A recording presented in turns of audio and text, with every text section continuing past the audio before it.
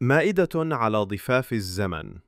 لم يكن نديم يظن أن باب المطبخ الخشبي العتيق في بيت جدته يمكن أن يكون أوسع من الزمن نفسه. كان يراه مجرد غرفة صغيرة تعلوها روائح الكمون والكزبرة اليابسة، وتتناثر فيها أوان نقشت عليها زخارف أكل الدهر عليها وشرب.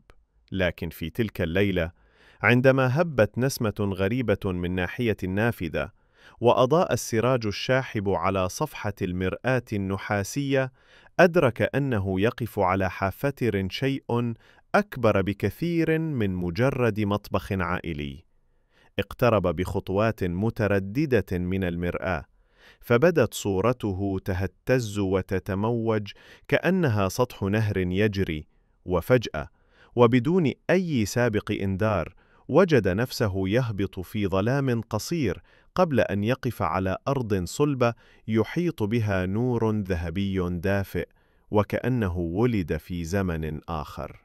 لأحداث بل أما البينة. فتح نديم عينيه ليجد نفسه واقفا في ساحة واسعة تحيط بها جدران من الحجر الجيري، رجال بجلابيب قصيرة يطحنون الحبوب، ونساء يخبزن أرغفة مستديرة داخل أفران طينية. اقترب منه شيخ ذو لحية قصيرة وقال: أهلا بك في طيبة، مدينة الخبز والعسل. هكذا اكتشف نديم أنه في قلب الحضارة الفرعونية، حيث لم يكن الطعام مجرد حاجة، بل طقس مقدس ورسالة حياة. قدم له الشيخ قطعة من خبز العيش الفلاحي وقال: هذا خبز نقدمه للعمال وللآلهة معا، فمن لا يزرع لا يعيش، ومن لا يخبز لا يعبد. رأى نديم أوعية مملوءة بالبصل والثوم وعسلا صافيا، وقدورا يغلي فيها حساء العدس. تذكر فجأة أن المصريين القدماء أول من استخدموا الكراث في الطبخ، وأنهم كانوا يجففون السمك ويملحونه لصنع الفسيخ، ذلك الطبق الذي بقي بذاكرة المصريين آلاف السنين. وشعر نديم أنه يشهد العراقة التي شكلت أساساً لمطبخ سيظل حياً مهما تبدلت الأزمنة. مصر اليونانية، نكهات المتوسط. لم تكد صور طيبة تتلاشى حتى ظهر أمامه بحر أزرق لا نهاية له. صرخ بحار من بعيد: أيها الغريب، هل تبحث عن العشاء؟ اقترب نديم فوجد نفسه على مرفأ الإسكندرية زمن البطالمة. مائدة ممتدة قرب الشاطئ، عليها زيت الزيتون، التين، النبيذ، والسمك المشوي المحشو بالأعشاب.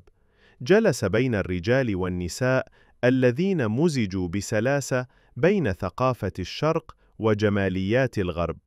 قدم له طاهي يوناني صحناً من الترمسلات، وقال مبتسماً: المصريون علمونا الخبز، ونحن جئنا لهم بزيت الزيتون وطهو الأسماك على طريقة بحر إيجا. فهم نديم أن المطبخ المصري لم يكن يوماً منغلقاً، بل كان بحراً يستقبل كل من يمر قربه، ثم يضيف إليه من روحه ما يجعله مختلفاً عما كان. 3. مصر الرومانية، ولائم السلطة. تبدل المشهد مرة أخرى، فإذا به في قاعة واسعة تزينها أعمدة رخامية، وعلى الطاولات الزجاجية تتناثر فواكه نادرة وجبن قديم وطيور محمصة. وقف رئيس المائدة، وهو رجل روماني ضخم، وقال لنديم: نحن نحب الولائم، ومصر أرض خصبة تجعل كل شيء ممكنا. قدم له طبقا من الإفتروم، وهو خليط من البيض والعسل والقرفة. سأل نديم بدهشة: أهذا حلو أم حادق؟ فابتسم الروماني: ولماذا يجب أن يكون واحدا فقط؟ هنا تكمن المتعة. وأدرك نديم أن الرومان جلبوا معهم عشق التنويع والإفراط في الإبداع، فأثروا المطبخ المصري بمذاقات لم ينسها الوقت. الرابع، العصر الإسلامي، بهارات من كل الأرجاء. مع صوت أذان بعيد، وجد نديم نفسه في القاهرة الفاطمية. الأزقة ضيقة، والباعة يعرضون توابل تفوح منها رائحة التمر الهندي والهيل والقرفة. التقى شيخاً من تجار التوابل قال له: لم تكن القاهرة يوماً مدينة بلا نكهة، نحن نستقبل التجار من اليمن والهند والمغرب، وكل واحد منهم يترك ذرة من روحه في قدر الطعام. قدم له طبقاً من الفتة بمرق اللحم والثوم، ثم صحناً من الكشر القديم المكون من عدس وأرز وبصل، قبل أن تضاف إليه المكرونة بقرون لاحقة. وهنا فهم نديم أن المطبخ المصري الإسلامي هو الذي جمع كل أطياف الدنيا في طبق واحد، ليصنع التناغم الذي يميز الطعام المصري الحديث. عاوزينها طويلة تبقى زي ما هي. دي القطعة اللي كنت وريتها لكم قبل كده، بحب أقطع بيها.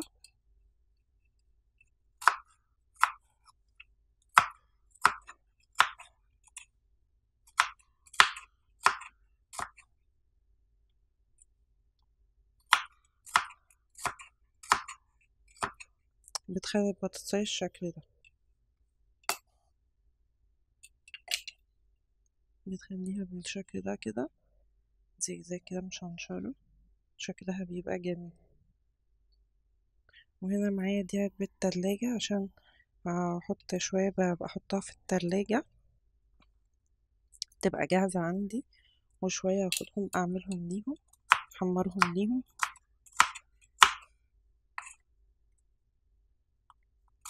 بحط في علبة التلاجة ان هي تبقى جاهزة عندي، وكمان ان هي لما بتتحط في التلاجة بتبقى مقرمشة.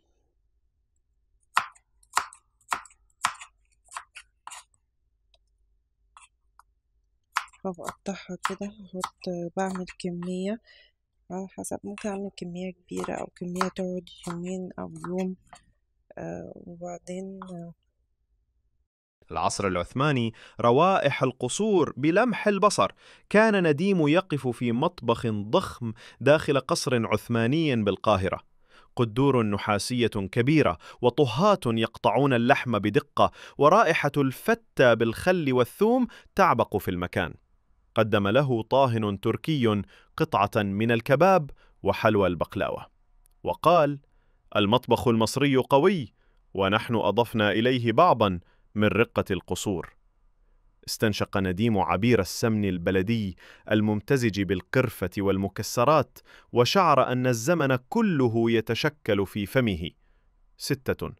مصر الحديثة، طاولة الجميع. انتقل فجأة إلى شوارع القاهرة في القرن العشرين. الباعة يصرخون: حمص شام، طعمية سخنة، كشري وكبدة.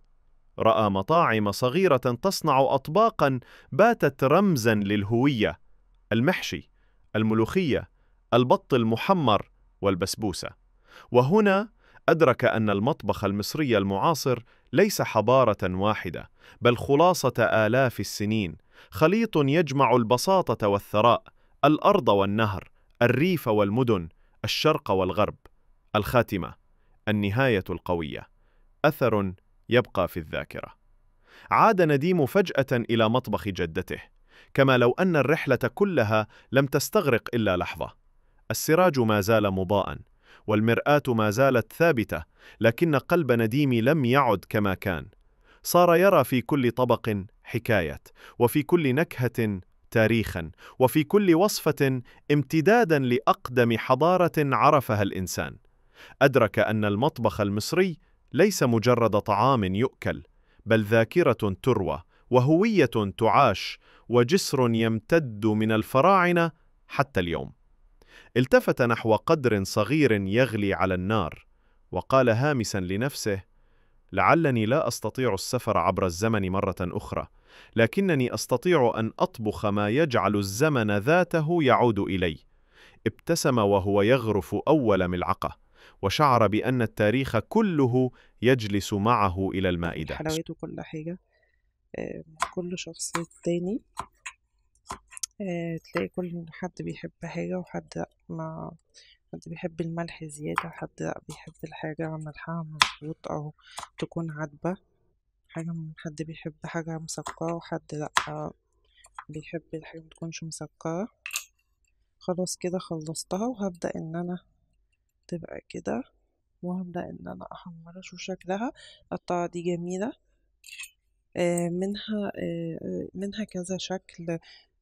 منها اللي هي منها من غير ايد بتبقى في بعضها كده، بس انا بحب اللي بايد، شايفاها ان هي تبقى احسن كده. وفي بقى التركي بتبقى ملونة بس ما لقيتهاش موجودة، وبقى بتقطع بيها برضو خضار وحاجات كتير، يعني مش بتقطع بيها برضو الخضار بتديله شكل جميل، مش البطاطس بس.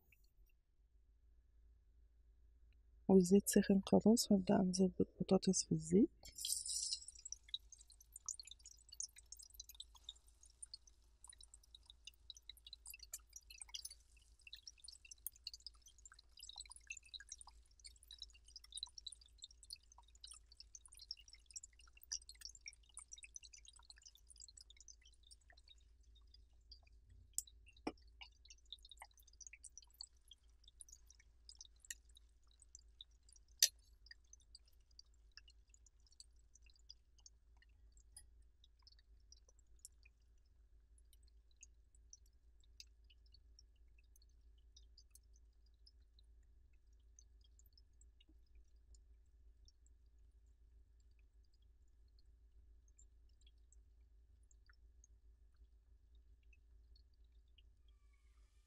قربت تتحمر فهقلبها تقليبة كده قبل ما اطلعها، وهجهز طبق عليه منديل مطبخ علشان اطلعها عليه.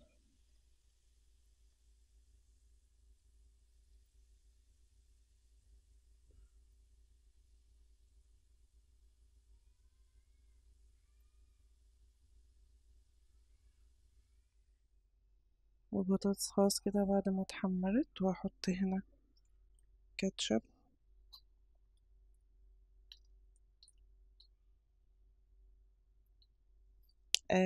ابني الكبير هو بيحب ياكلها مع الكاتشب، بس مش بحب احطه دايما، يعني بخبيه من وراه كده او اقول مفيش، كل فين وفين بحطله.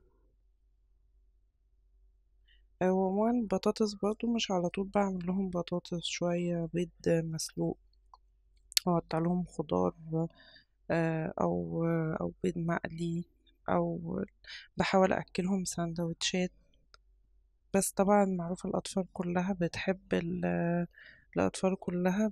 البطاطس المحمرة، فدايما هي بتكون أكتر حاجة بياكلوها وكده.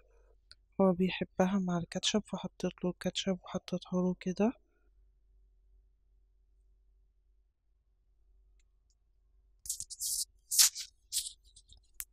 هو بيحب ياكلها في الباسكت ده. وهو اخواته كمان يعني بيحبوا ان انا احطها لهم فيه كده. لازم بنغير كل شوية علشان نشجع الاطفال ان هي تاكل مش بس البطاطس، والاكل عموما تحط في اطباق ملونة بيشجعهم. وكوبايات تكون ملونة عليها اشكال، بيخليهم ان هم ياكلوا ويتشجعوا. هم بيبصوا للالوان اكتر ما يبصوا للحاجة اللي بتكون محطوطة. بيشدهم الطبق او الحاجة دي، وبتخليهم ان هم ياكلوا علشان يمسكوا الطبق ده او يمسكوا الحاجة دي وياكلوا فيها. وهنا عندي كيك دريم. هعملها دلوقتي كده مع بعض ونشوفها. كل اللي هحتاج عليها 3 بيضات، 100 جرام زبدة، نص كوباية زبدة، ونص كوباية لبن. هعملها كده ونشوفها مع بعض بإذن الله.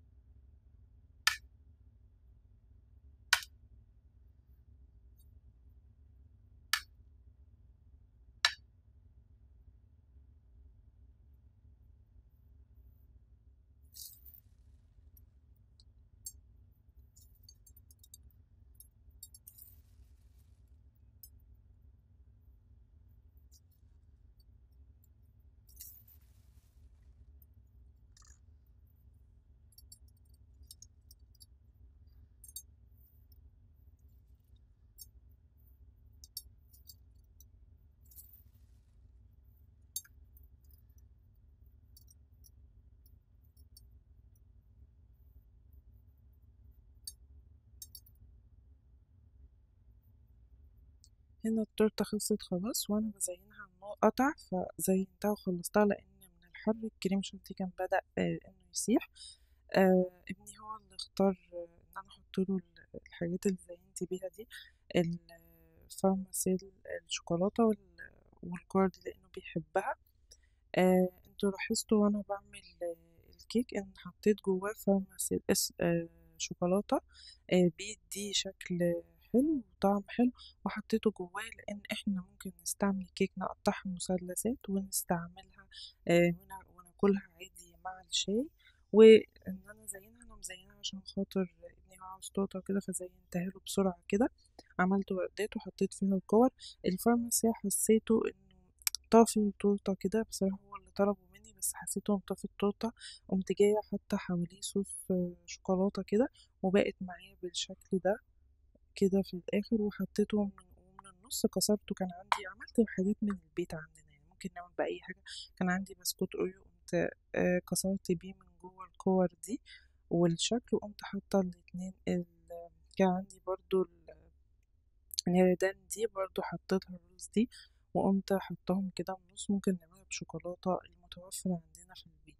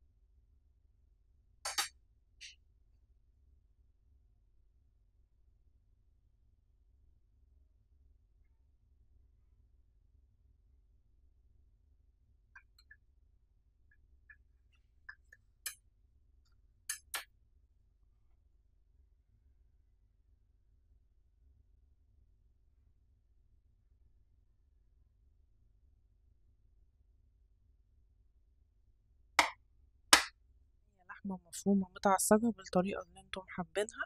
ومعايا هنا لفة جلاش 400 جرام أو 500 جرام المتوفر. ودي الصوص اللي احنا ده الصوص اللي هندهن بيه الجلاش. عبارة عن كوباية لبن، وكوباية إلا ربع سمنة مدوباهم أو زبدة، وعليها معلقة كبيرة دقيق، وبيضتين عليهم رشة فلفل أسمر، وعليها رشة ملح. ومعايا ميكس جبن شيدر على معايا ميكس جبن شيدر على موتزاريلا على رومي. وهبدأ هنا الورق عندي عمل عمل 10 ورقات جلاش. هقسمهم على 5 و5. هنا خدت أول واحدة، وهبدأ إن احنا ندهنها بالصوص اللي أنا قلتلكوا عليه. هبدأ أخد أول ورقة وأدهنها،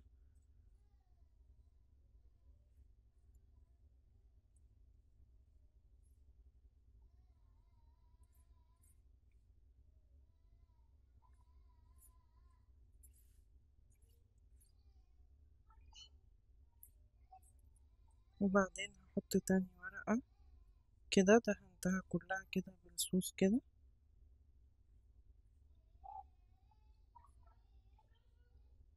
وهبدأ أحط تاني ورقة خلاص، وحطيت أنا 4 ودي 5 كده. هدهنها كمان. دهنت كل واحدة بالخليط ده لوحدها. وبعدين هاجي أحط اللحمة المفرومة على الجهة العريضة كده.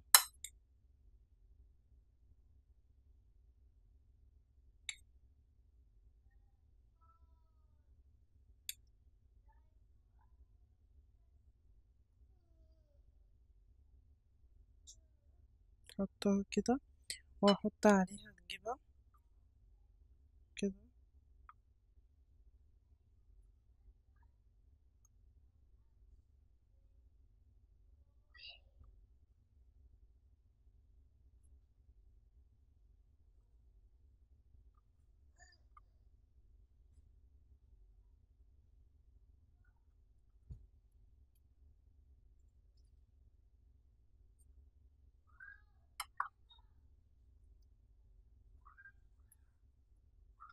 وهبدأ إن أنا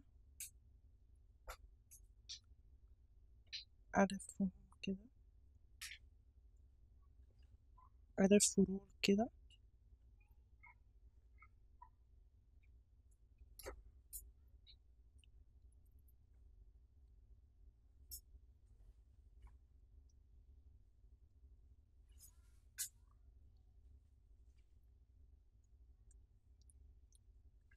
أهو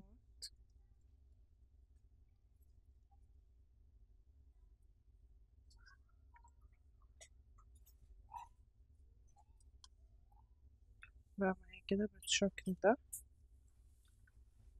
كده. ده نجيب الورقة اللي بعدها كده، الورقة الرابعة، وندهنها، ونفضل ندهن الورق اللي بيكون معانا على جنب، نكون مغطيينه علشان بينشف، علشان الجلاش بينشف، فنكون مغطيينه بفوطة. وأبدأ إن أنا أدهنها، وندهنهم كده طبقات. الخلطة دي بتديله طعم جميل جدا، بإذن الله تجربوها وتعجبكم. خلصت اللفة التانية، بنيجي جايبين صينية دهنينها زيت، أو بنحط فيها ورق زبدة، وبنقوم حاطين الرول كده. ده الرول الأول، ده الرول الأول اللي عملناه مع بعض. هعمل كمان واحد. لفات الجلاش أوقات بتيجي عددها 10، أوقات بتيجي 12، أوقات 13. فانتوا بقسموا العدد على حسب اللفة لما بتجيبوها والعدد بتاعها، لأن هي أنواع. فهعمل كمان واحدة، وخلاص كده خلصتهم بقوا جاهزين عندي. لو عندكم لو اللفة اللي انتوا جبتوها عملت 12، قسموهم 4 و4 و4. لو طلعت 10 زي دي، قسموهم 5 و5، على حسب ما تكون. هنيجي دلوقتي كده خلاص حطيناهم في صينية أو بيركس مدهون، مدهون من تحت زيت. وهاجي كده، وهاجي أقطعها كده، هنقطعهم كده.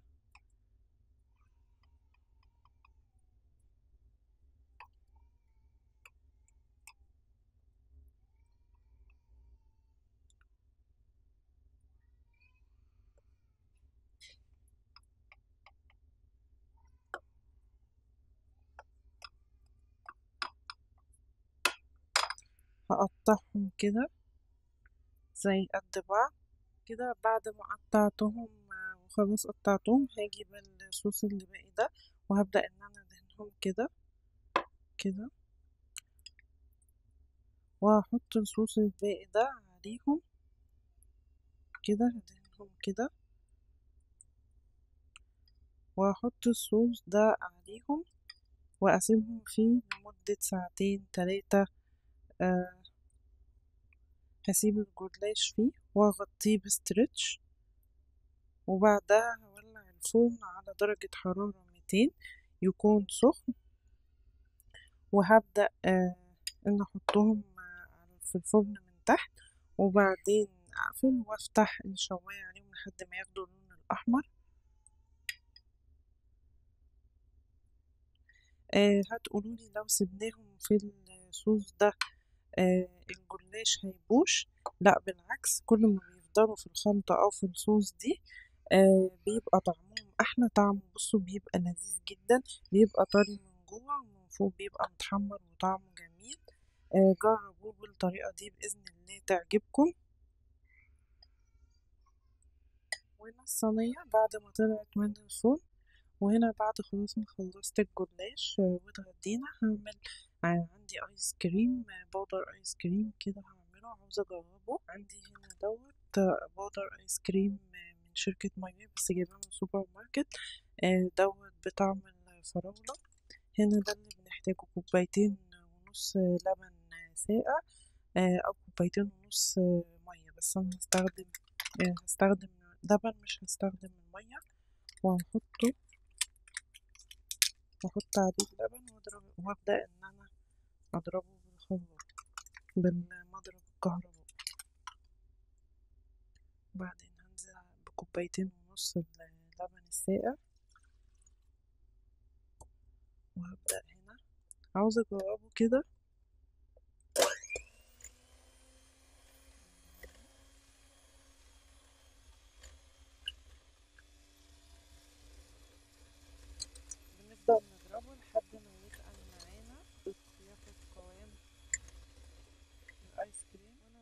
كده حسيت ان هو خفيف شوية، مع ان انا حاطة زي ما مكتوب على الكيس كوبايتين ونص، فحطيت له شوية كريم شانتيه علشان هبدأ اضربهم معاه كده لحد ما يتقل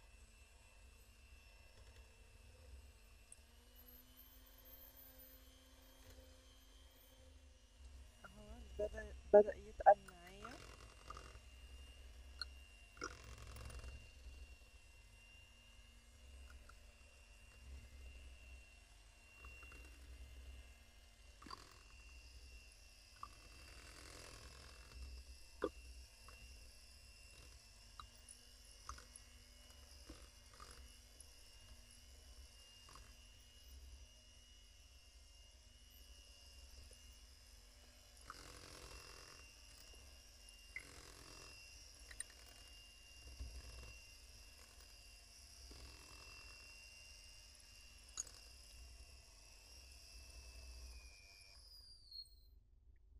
تقل اهو، بقى القوام بتاعه جميل.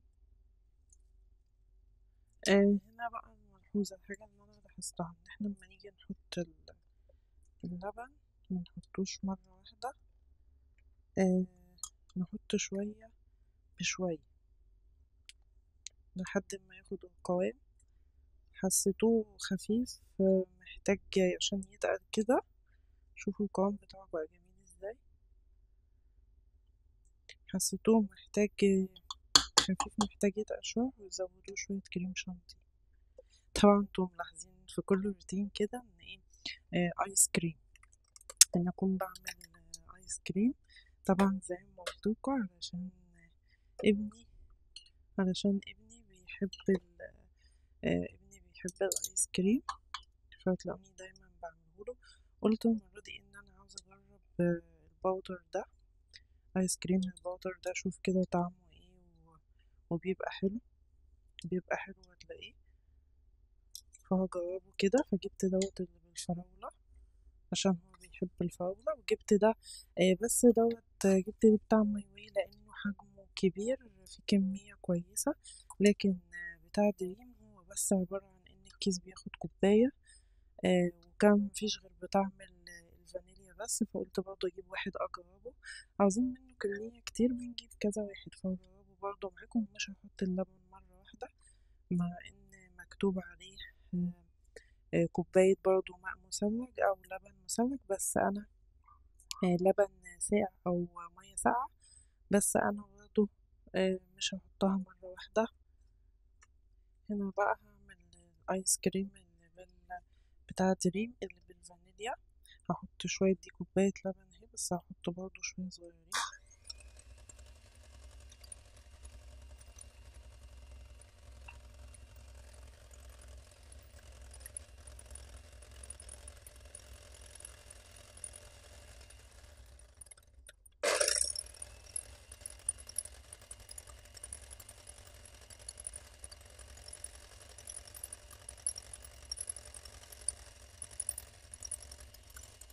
الفول بدأ يتقل معايا، بيعوز يتضرب كويس، وانا برضو ما زودتش بقية الكوباية لان انا مش عاوزاه خفيف زي ما حصل في بتاع الفراولة.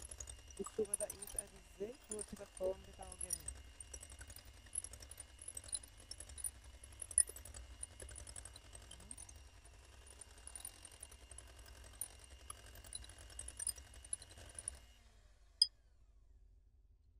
لا انا ما استخدمتش غير نص الكوباية، وانا شايفة كده القوام بتاعه جميل. لا ما تستخدموش اللي بيبقى مكتوب على العبوة، يعني ايه، تستخدموا شوية بشوية لحد ما آه، القوام يبقى بالشكل ده. ثواني كده، القوام يبقى كده، لو زودت شوية هيبقى سايب كده. القوام كده كويس ماسك وكويس، ده بنص كوباية حليب ساقع، فكده كويس. طعم بالفراولة طعمه حلو، وهو بيبقى عليه السكر بتاعه وحاجته، والفانيليا برضه طعمه جميل. هنحطه دلوقتي في العبوات بتاعته، وبيتحط لمدة ساعتين في الفريزر. هنا غسلت العبوات اللي هحط فيها بتاعة الآيس كريم دي الجاهزة، طبعا نزل أشكال كتير منها وحاجات كتير. المهم اللي هو الآيس كريم فانيليا ده، أنا هجيب باكو بسكوت أوريو وهكسره. يبقى قطع، مش هكسره مش هخليه مطحون، قطع وأحطه عليه. كسره كده قطع كده بإيدي كده وهو في كيس مقفول. ليه بقى؟ عشان يبقى قطع، فلما نيجي ناكل آيس كريم يبقى قطع كده، يبقى جوه الآيس كريم ميبقاش مطحون كده. بس عملته كده، كسرته فتحته كده،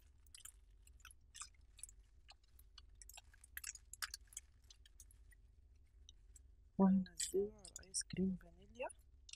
شوفوا هيبقى قطع في الآيس كريم كده. شوية كمان، حط الباقي كله بقى ده.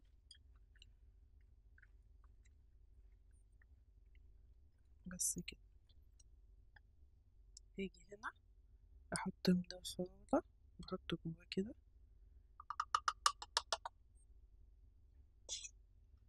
كده.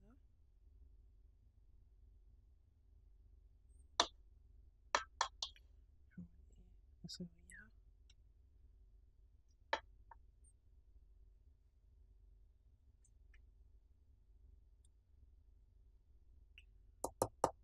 أضغطها كده عشان الهوا وعلشان تنزل لتحت.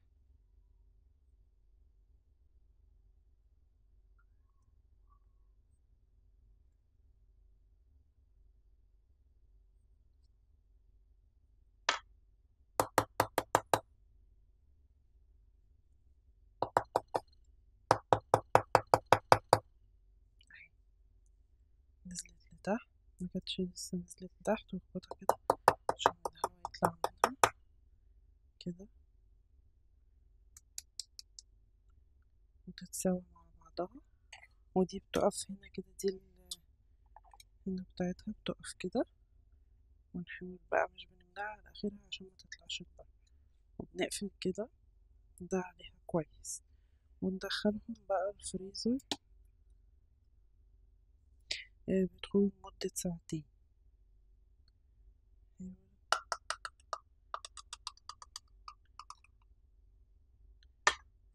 هتنزل لتحت،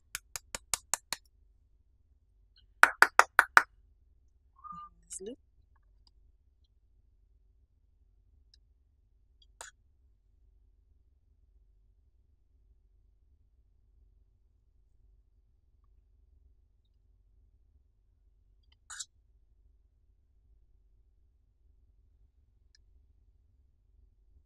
لسه في باقي لسه في برضه عبوات تانية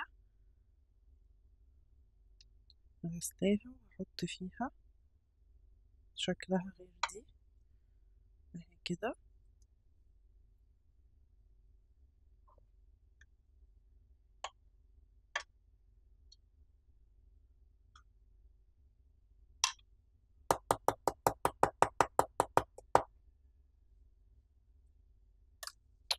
قافلة كده ونحط ده كده. هنيجي بقى هنا، هنيجي في دي نحط ايه، هنحط نصها فانيليا.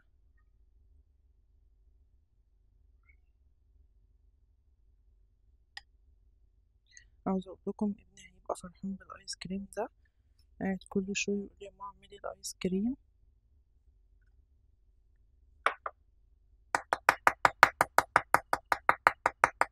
بس عشان كنت عاوزة اصوره فما كنتش لسه عملته.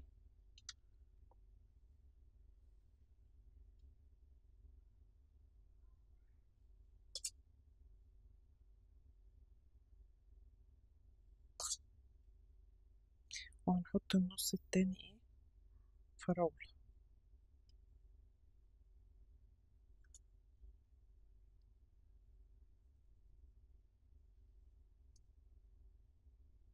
كده.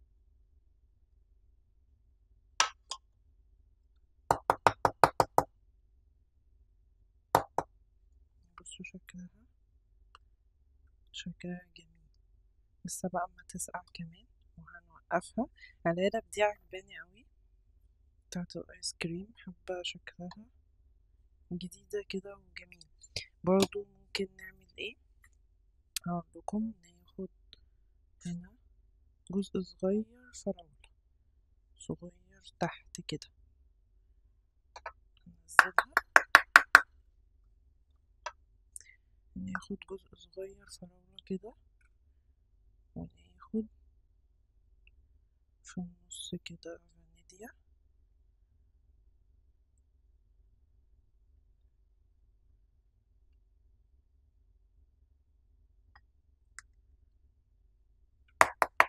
نضغط عشان الهوا وعشان كمان تتظبط جوه القالب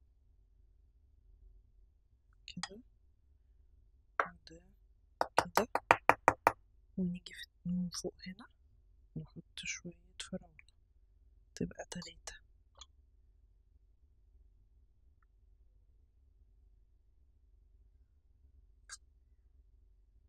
كده.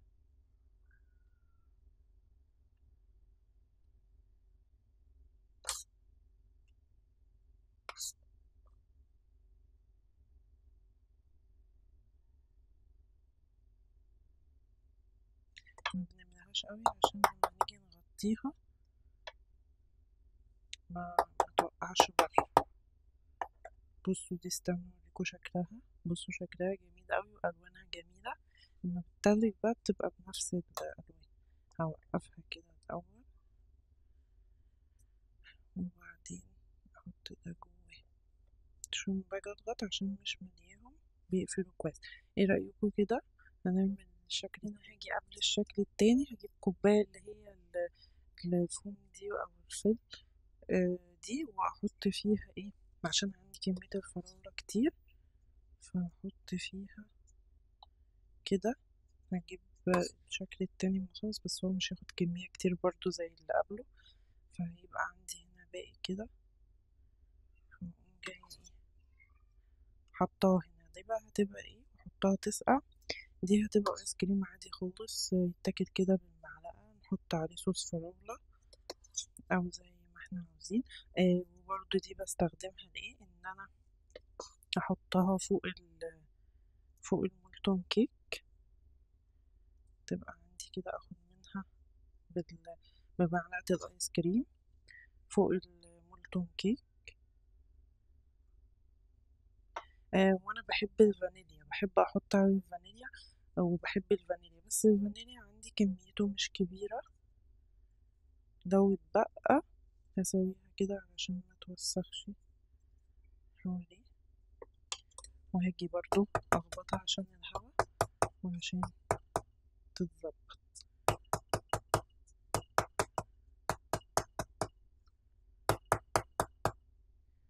انا بحط عليه او بعد ما يطلع صوص فراولة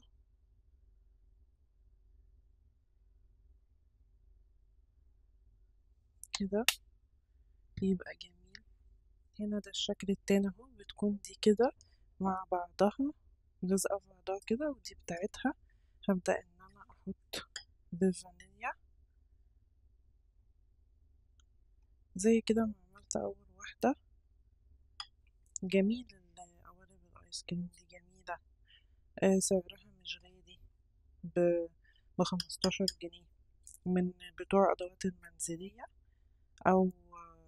او مستلزمات الحلواني، على حسب بقى البلد او المكان اللي انت فيه وبيتباع فيه. بس جميلة اوي، بتطلع شكله جميل زي الايس كريم الستيك كده. والايس كريم الفانيليا ده وقطع فيه كده البسكوت هتبقى جميلة اوي. هيبقى طعمه عامل زي الاوريو الجاهز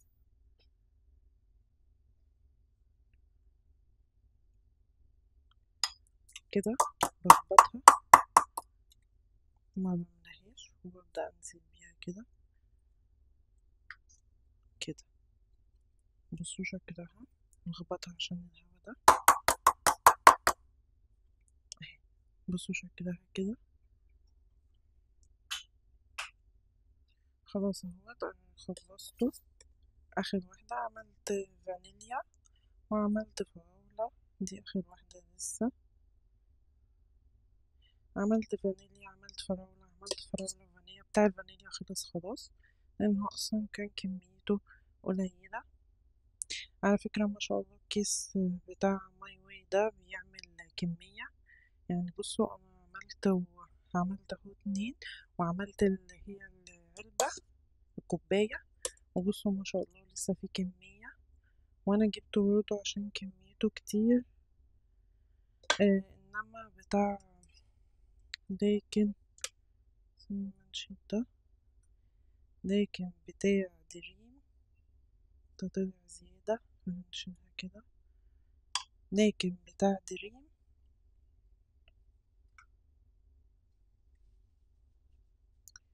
ده بقى نسيبه. بتاع دريم مع كميته يعني ايه ممكن يعمل عروتين مثلا من دي. ده ما كانش نزل، سبتهم كده للآخر كلهم علشان هم ايه نخلطهم مع بعض كده. ده كان لسه منزلش لتحت، لما خبطته نزل لتحت. ده كمان كده مش عاوزة املاها عشان ما تطلعش بره. بعد ما خلصت كده اقوم جاية اسحب منديل اوريها كده.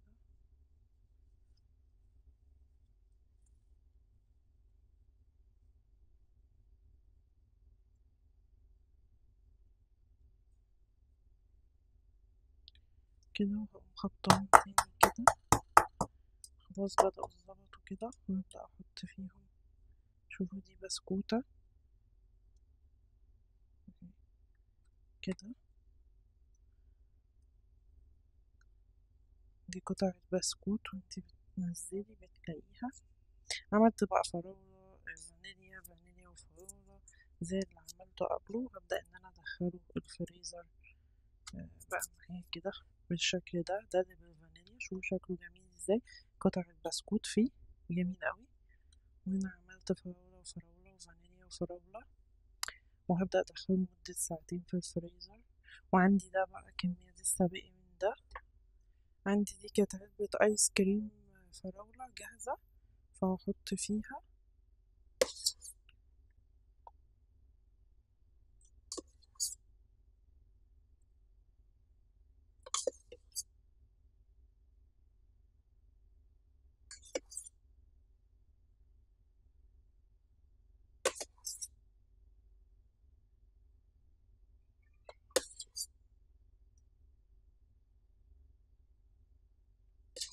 ريحته جميلة،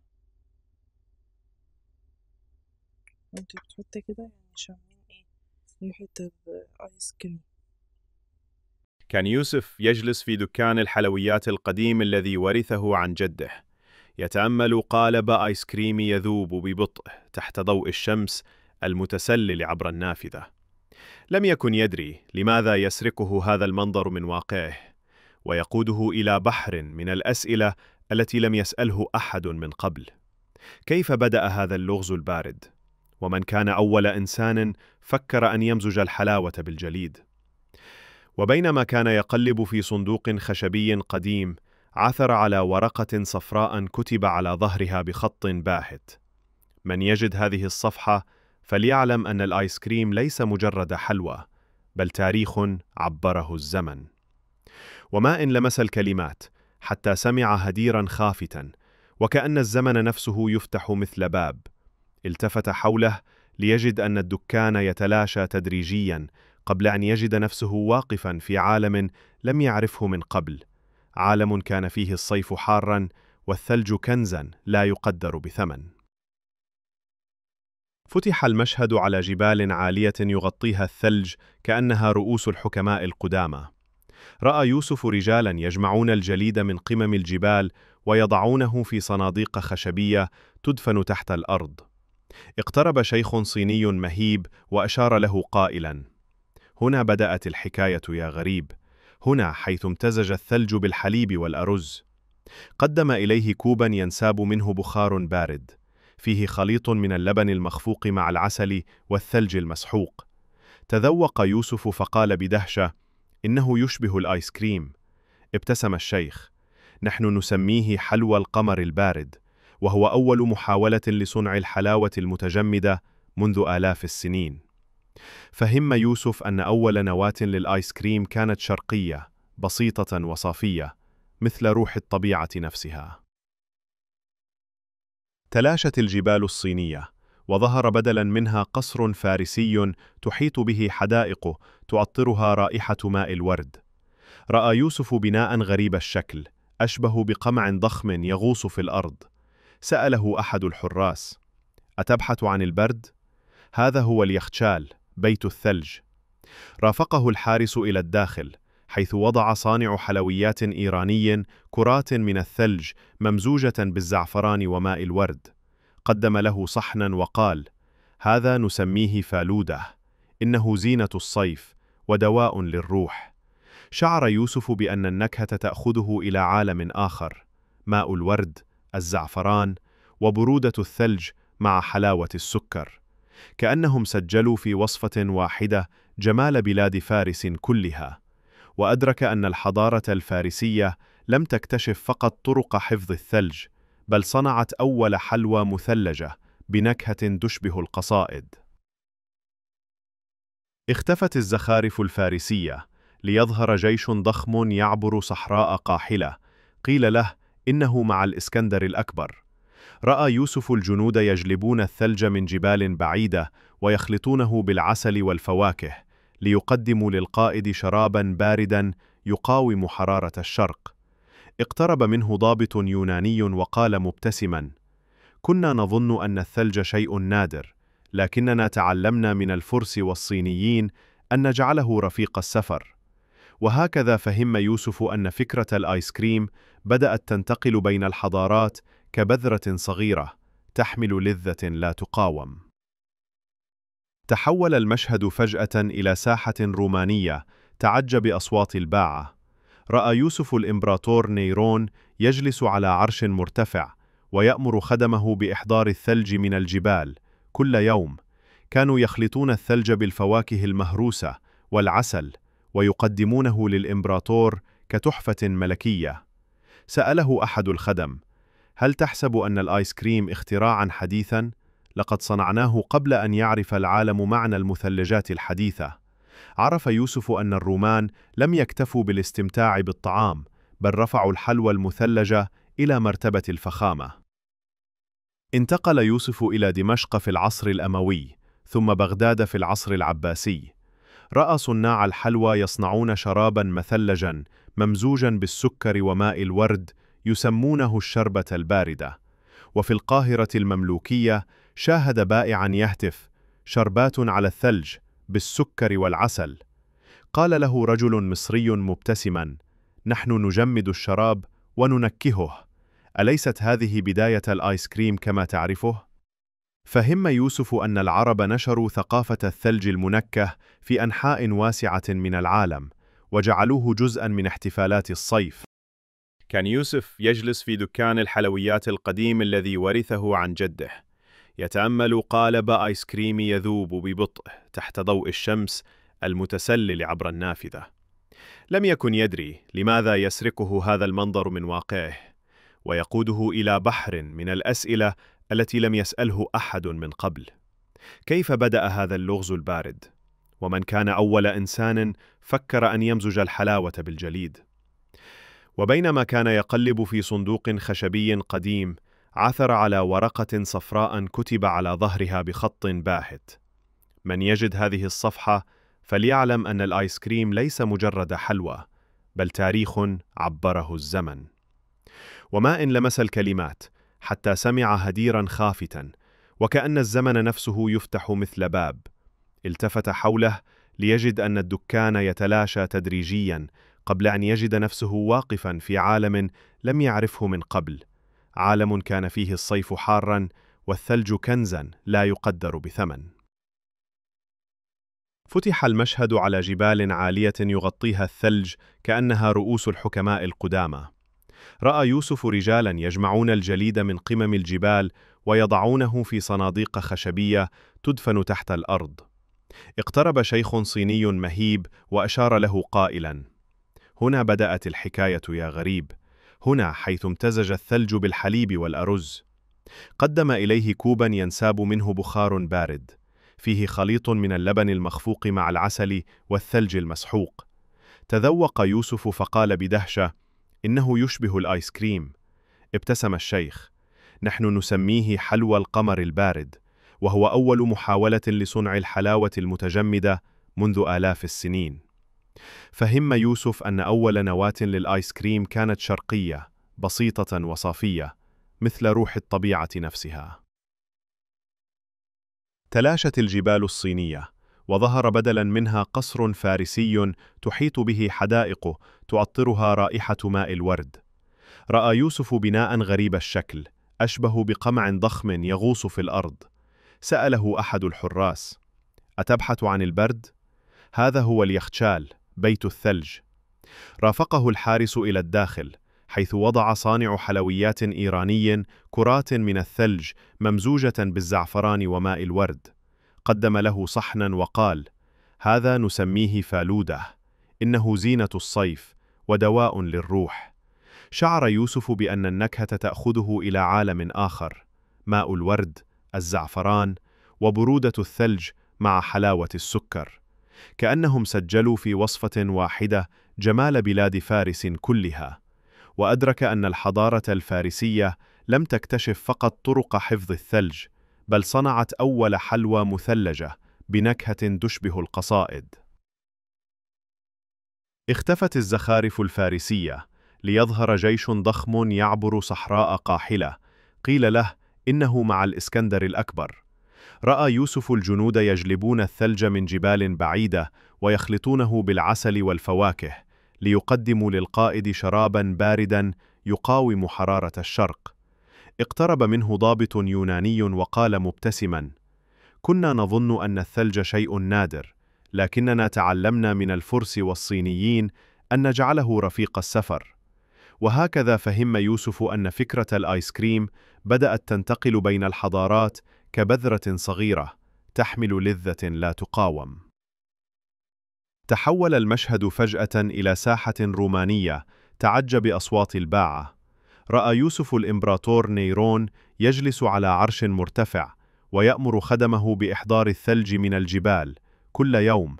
كانوا يخلطون الثلج بالفواكه المهروسة والعسل، ويقدمونه للإمبراطور كتحفة ملكية. سأله أحد الخدم: هل تحسب أن الآيس كريم اختراعاً حديثاً؟